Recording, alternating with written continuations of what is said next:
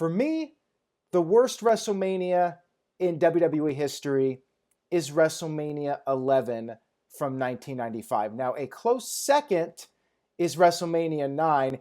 9 at least had the novelty of being at Caesar's Palace. It had a cool vibe to it. The show itself sucked terribly, but it was cool to see JR in a toga, even though he would later cut a promo criticizing that debut.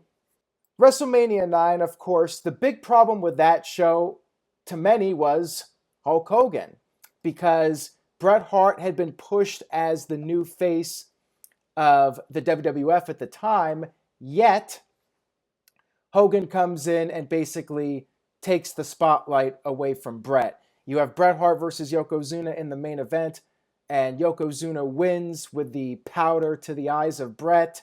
And then afterwards, Hulk Hogan comes down, and Bret's like, go get him.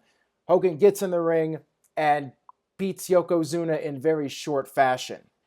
As a kid, I liked this, but looking back, it was just counterproductive. And then, of course, Hogan never did a match with Bret, which is what people wanted to see at the time.